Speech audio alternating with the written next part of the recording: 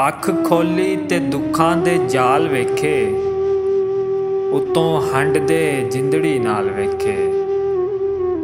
ਇੱਕ ਦਿਨ ਸੀ ਹਿਜਰ ਦਾ ਸਾਲ ਵਰਗਾ, ਅਸੀਂ ਦਿਨ ਨਹੀਂ ਸਾਲਾਂ ਦੇ ਸਾਲ ਵੇਖੇ।